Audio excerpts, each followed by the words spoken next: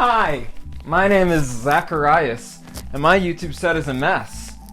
I'm gonna clean up my life. And while I do that, I'm going to tell you why you should listen to K.Flay. Who is K.Flay, you may ask? K.Flay is an American singer, songwriter, musician, performer, rapper, and she's currently one of my favorite music artists. But it sort of pains me that every time that I mention her, no one else has ever heard of her. You know, except for when I was at her concert. Can't sleep, I'll stay awake. 'Cause I've been running all day. Oh, thanks.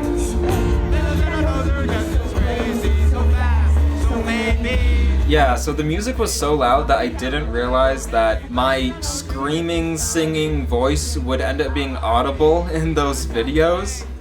And it is just awful to listen to. Anyways, this video is a review of K.Flay's newest album, Solutions, which came out this year in 2019, unless I don't finish this video in fuck. And I'm gonna tell you why it's awesome. I'm gonna break down all the songs and talk about why I like them. Also, just a quick side note here, when it comes to reviewing music, I'm not gonna be the best person in the world to review music in the first place. And that's because I'm a very novice musician myself. I don't know a whole lot about music theory and composition, and I'm not really able to tell you why exactly a certain beat or a certain combination of chords makes me feel a certain way, or how they're used. Hell, I can't even tell you what chords are used in a song without looking it up. So I wouldn't consider this to be really a critique of the music itself, but more of just a discussion of how the music makes me feel and what the lyrics mean and whatnot.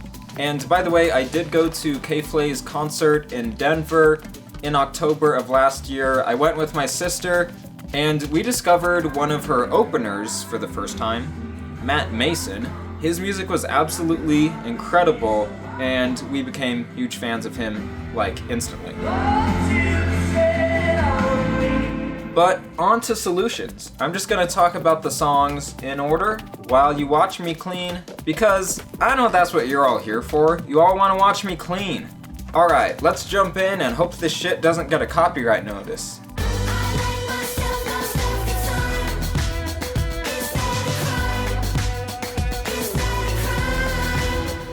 So pretty much like every song on this album, this is a rock hip-hop hybrid. And I like how carefree this song feels, and it has like a lot of energy in it. I mean, most of the songs have a lot of energy, so I might be saying that a lot. But it has a serious undertone in it, and a really like important message about how to live your life. And I think in general, K.Flay's songs are very well written, and I would say all of the songs on this album are.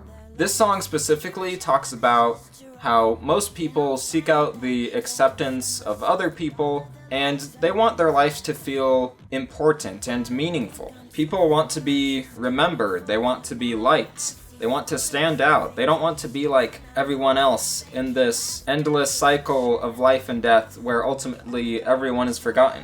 But this song talks about how a lot of stress and anxiety can come from thinking of those things, and it really is better to just live your life more carefree and just not worrying about that type of stuff. Because, after all, life is pretty short, and it goes by faster and faster as you age, so you should really just enjoy it while it lasts. Which I think brings a pretty comforting message to a pretty stressful situation.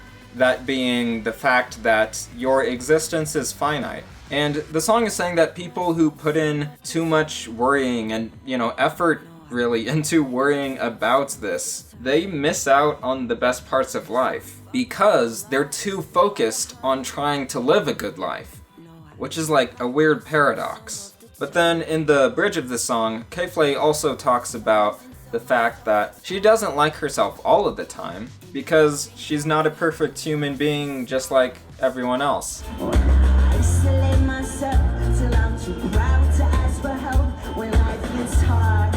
Never hands up.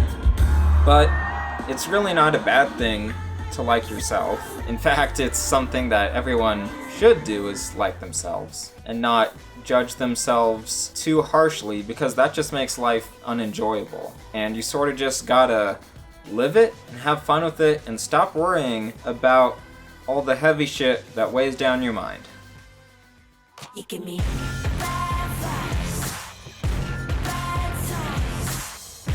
This song is about freeing yourself from negative people. Also, I like how the beat feels sort of, I don't know, like you're in a daze. Like, it's hard to describe music and how it makes you feel, but that's what I would say. The lyrics of the song are directed towards someone who K.Flay finds to be very negative and just always bringing people down, including themselves. And I have known people like this, I still know people like this. I think everyone has. Just people who have overly negative outlooks on life and everything going on in it, and they're just cynical of absolutely everything. And like, it's not helping anyone what they're doing. And like, oftentimes these type of people, like, they think it's cool to be the way they are, you know? They think they're all edgy because they're sad or something. Like, these people aren't really fazed by good things happening to them, and it's almost like they enjoy bad things happening to them.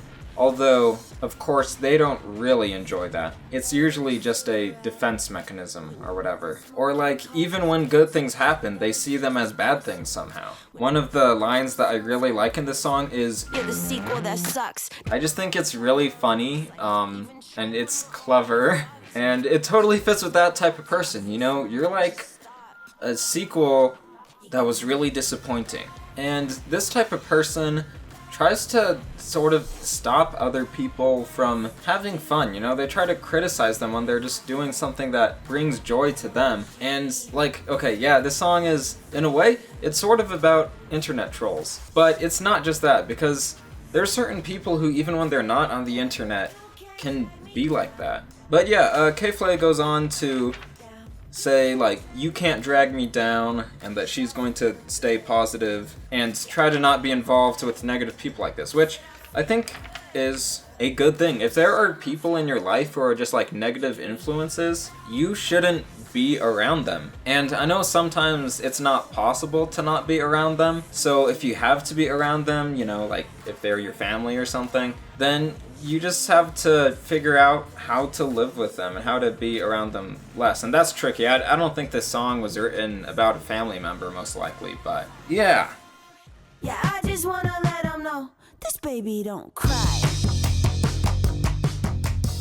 I really like how sort of funky and playful the tune to this song sounds. And this song is about freeing yourself from judgment of other people, or more specifically, not from judgment of other people, but from caring about judgment from other people. Which personally is something that I actually struggle with a lot. I oftentimes find that even if consciously I don't really care what other people think about me, subconsciously I still do, and it affects how I act around people, and it really irritates me. So trying to free yourself from that can actually be really hard sometimes, even if you don't want to think that way, and if you're not trying to think that way.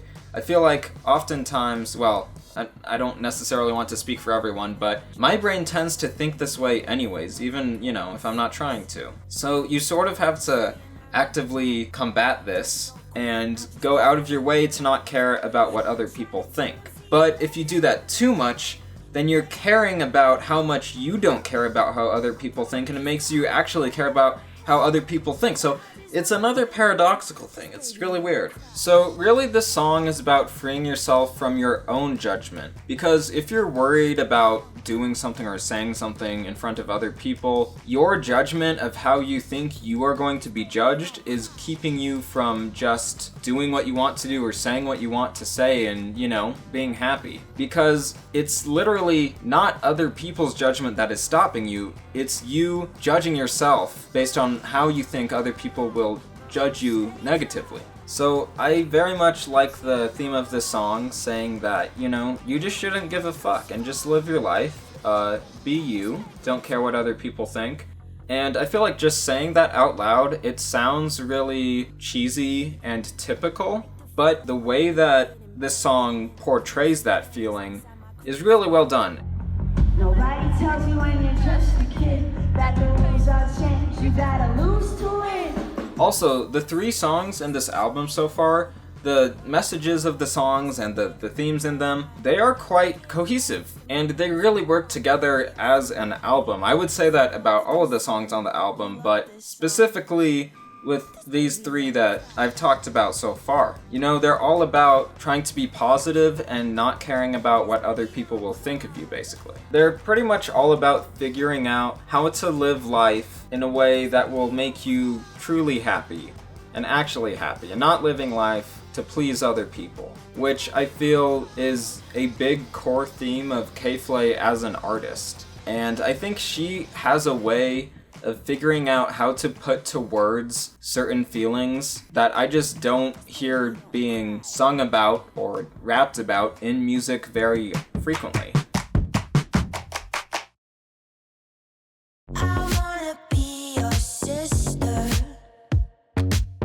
I wanna be your friend. The beat to Sister is very exciting and uplifting and happy and comforting and stuff. So this song is about a best friend. Specifically female best friends, so it doesn't relate to me as much because, as you guys might know, I'm not a female. Nani? Yeah, I think this song is really sweet. These 2 friends have a strong connection and admiration for each other. They stick up for each other, are always there for each other. I think, this song rings true to even, males. Like, okay, I'm not gonna put a dress on for my male friend like the song says, but I can relate to, the bromance. The fact that, when you do fight, it's only going to be a temporary thing, and you're still going to be friends. And, having someone's back for no reason other than the fact that you're going to be there for them. Even if they're wrong, even if they're a fuck up, even if they're not feeling good about themselves, you're there for them anyways because they would do the same for you.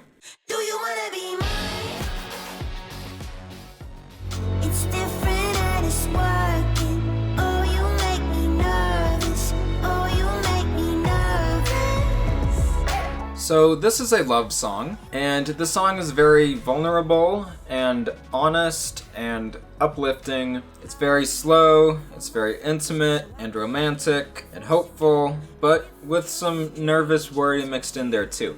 Basically, the song is about finding love when you had given up on it because of heartbreak. And the person who's the subject of the song is someone unexpected that the speaker of the song never thought they would find or fall in love with, which is really great to know that there's hope out there, right? That even when you're heartbroken and you feel like love can never work out, guess what? It still can work out. Maybe you just haven't found the right person yet. And it's risky to be vulnerable and open with your feelings with someone after you've become cynical about love. But sometimes you have to take risks in order to get the best things in life. And it can be scary, it can make you nervous because maybe your heart will just get broken again, like it may have been countless times before, I don't know. But you could find something real and a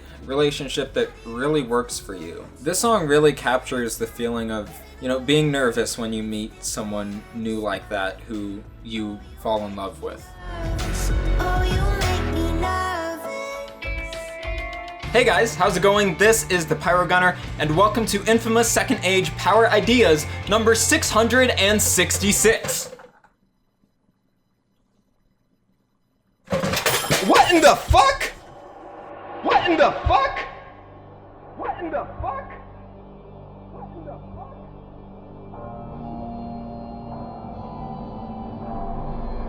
May I speak to the Pyro Gunner? Who is this? Who are you? The Pyro Gunner. Good. Let's begin. What? Who is this? I am you. From the future. Holy shit! This is just like in Infamous when No, Kessler traveled. dumbass. I was just kidding. I am here with a proposition for you. A deal we could make. Is this a scam call? I can give you what you want most. Yep, it's a scam call.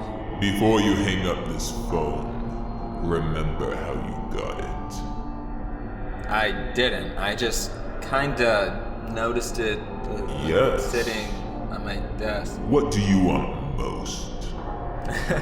Another Infamous game! What do you really want most? I could use some good news.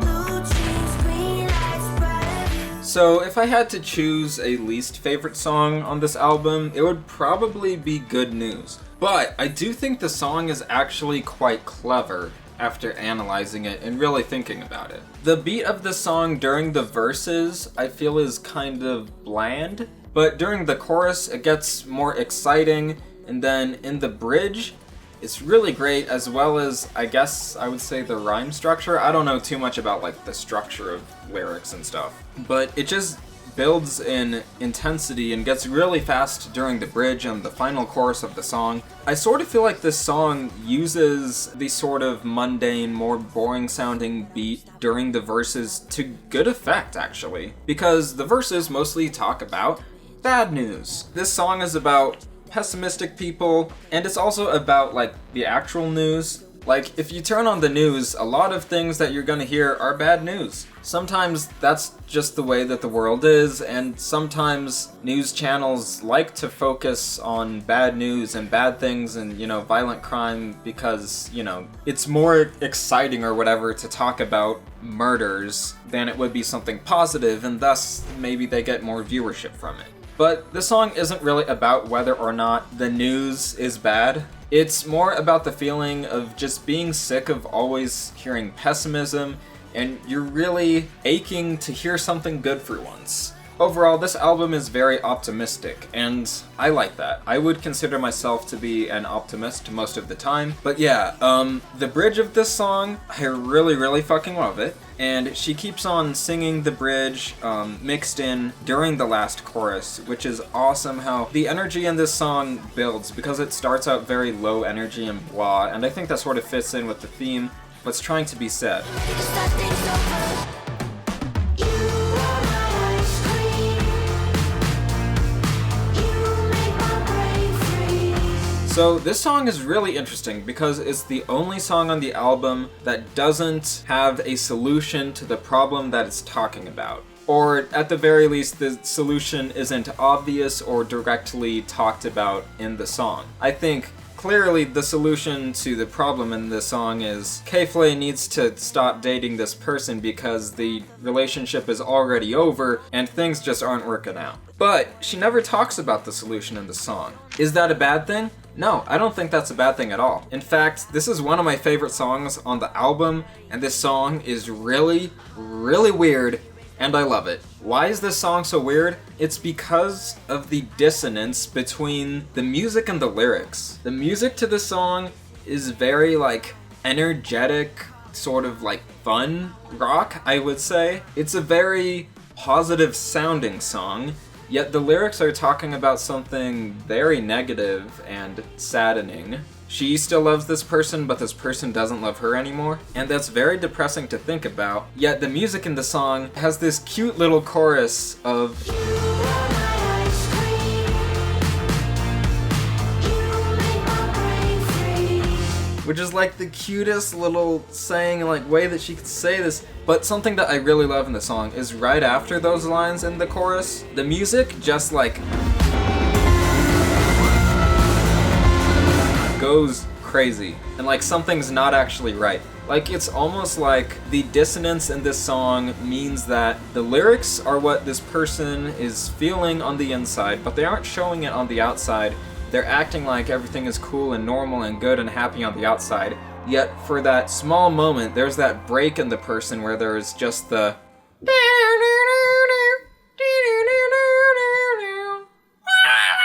I really love the way that this song is written. For example, the first lyrics of the song. This isn't math, it's a paragraph. It's a pot of gold in a garbage can. Basically, the song is saying, this is something very complicated that was once good but has been ruined. Except it says it in a way more interesting way than that, and it also gets the feeling across much better than just saying it that way. And I think the bridge is just very heartbreaking.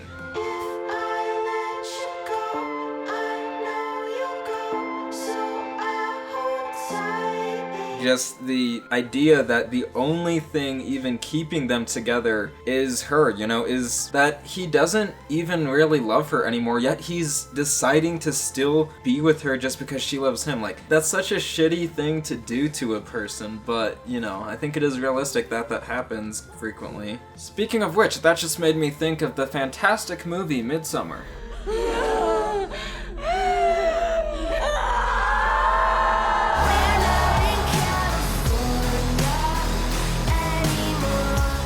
Alright, let's talk about the best song on the album. Not in California is the most rock-heavy song that K.Flay has ever done, and it sounds amazing. I think this song is a masterpiece. There's certain people who will blow it off as just being some hippy-dippy nonsense, but, okay, you do you, person. And this song has an overall negative outlook. Although I feel like it's being written from the perspective of a future where the Earth and the climate has already been ruined, and it's as if it's being written in the future, but being directed towards the past as a warning. So the solution is still there in the song, even though it's talking about a doomed world that's almost feeling a little bit post-apocalyptic or whatever. And I think a big part of what makes this song so great is that the energy and the intensity in this song is just unmatched by any other song on the album, which works really well because it's sort of like K.Flay saying, listen up, this song is really important. You know, it's about taking care of the Earth and making sure that we don't fuck it up. Because if we do, it would make all of our lives significantly harder to live. I really like the main chorus line of saying, we're not in California anymore. You know, it being a reference to the Wizard of Oz, you know, Toto, we're not in Kansas anymore. Basically, you know, the feeling like our whole world has changed.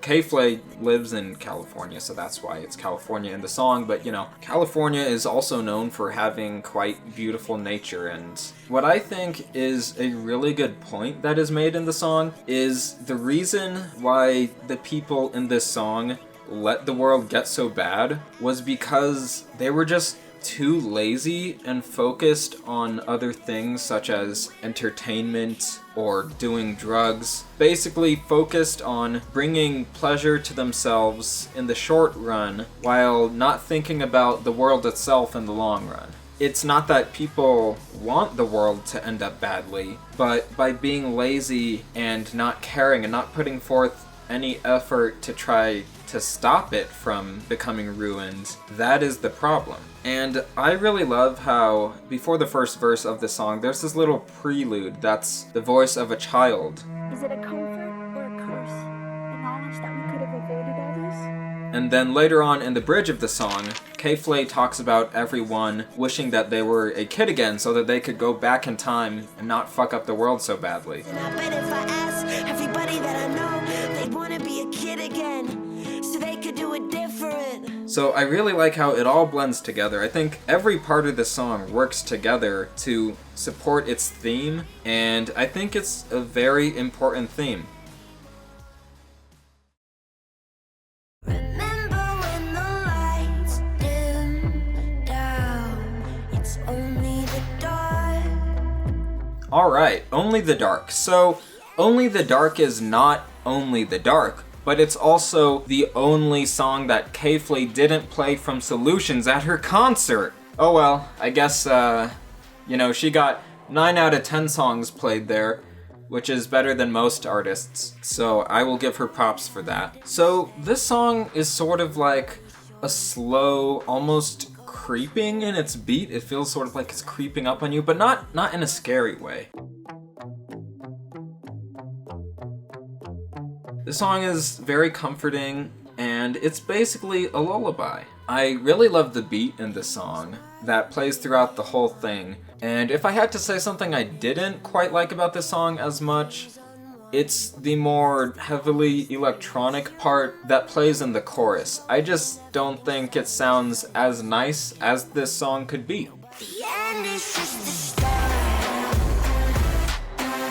I think it sounds like a little bit too manufactured for a song that, you know, like I said, this song is a lullaby. I think this is the most comforting song on the album, and this is an album filled with many comforting feeling songs. It's about finding a moment of peacefulness and honesty and wanting things to stay that way. And sort of a little bit about being sad that they're not gonna stay that way. This song is like a letter written to a loved one, wishing them the best and wishing them that they don't get corrupted by the bad things of the world. And that not everything in the world is going to be perfect or work out, but that these people are gonna try anyways. And I really love how the song ends, how it sort of slows down and says the main chorus line one last time, and it just leaves you with a good feeling. In fact, I almost sort of wish that this was the last song on the album, and that's not to say that the next song, the last one, shouldn't be on the album.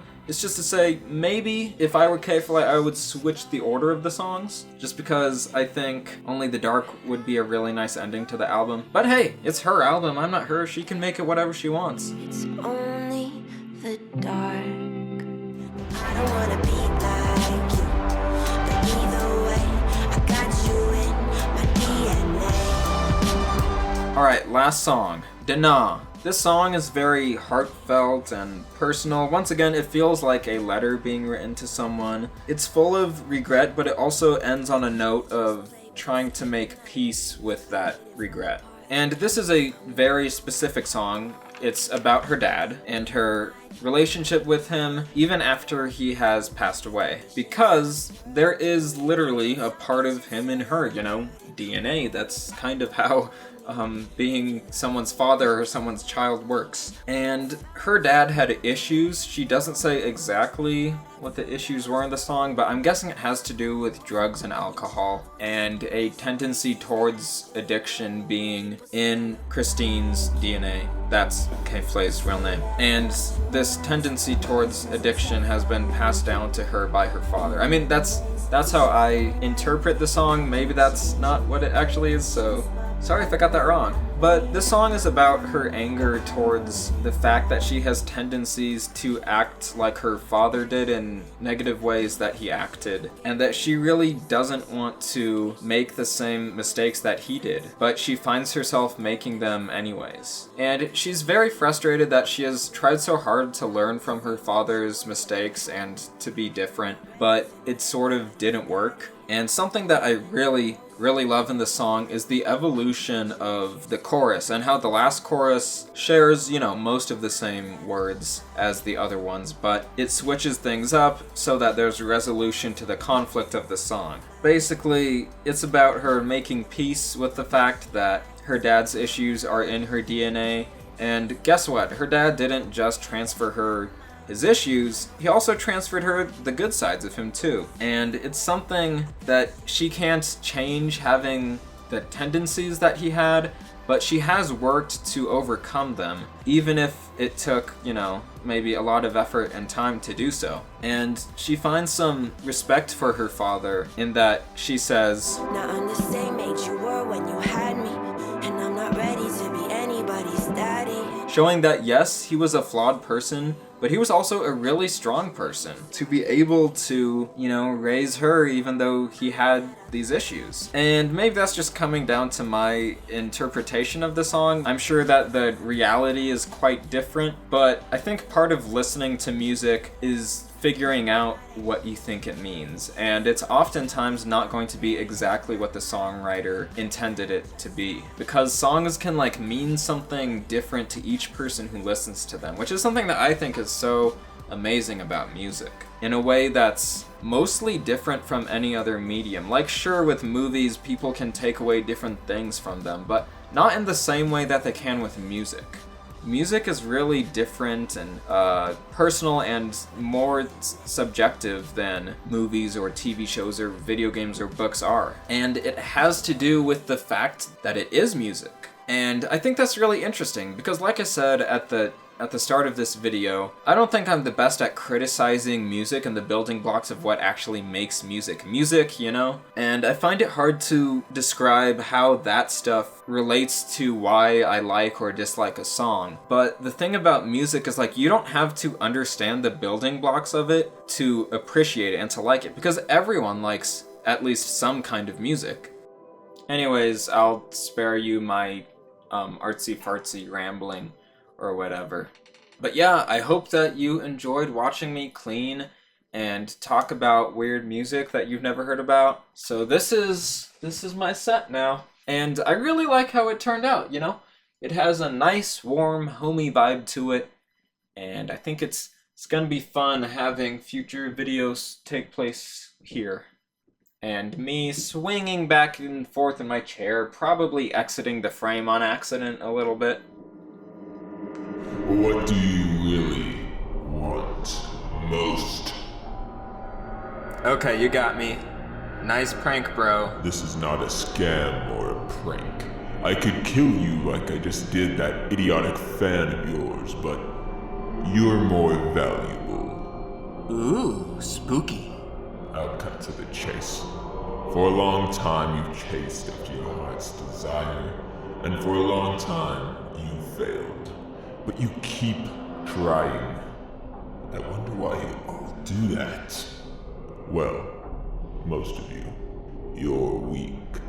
Weaker than the others. Which is why I need your help. And you need mine. You think you can give me the thing that I want most? What do you get out of it? I only ask for one humble thing. Your soul. My soul? That's right. I don't know who the fuck you are, but I don't like you. And I sure as hell don't trust you, so don't bother ever calling this phone again. Alright. I won't. I'll talk to you later, Zacharias. Ease my aching mind.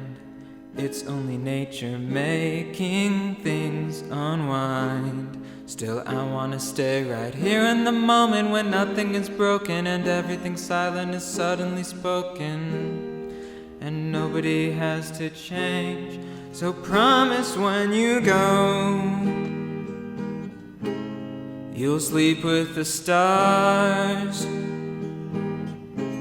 Remember when the lights dim down, it's only the dark. The end is just the start. The end is just the start. Hold my hand and say that nobody's sure if all this goes away. Still everything that we believed in was worth it, and even uncertainty, it has a purpose, however imperfectly. I'll never forget your face, so promise when you go, you'll sleep with the stars. Remember when the lights dim down, it's only the dark. The end is just the start. The end is just the start. The end is just the start. The simple solution would be to only make Infamous videos. Like, if you look at my YouTube channel from a business perspective, I think obviously, the thing that should be done to, you know, make more money, get more views, is to only make Infamous videos. I've just not wanted to do that. So yeah, I won't do that until I get overly desperate and I sell my soul. Right back soon and tell me what it's like. And I'll look for your letters in the sky. Believing isn't easy, and that's the wrong chord. Believing isn't easy, but I'll try. for you, anything for you. So promise when you go, you'll sleep with the stars. Remember when the lights dim down, it's only the dark. The end is just the start. The end is just the start.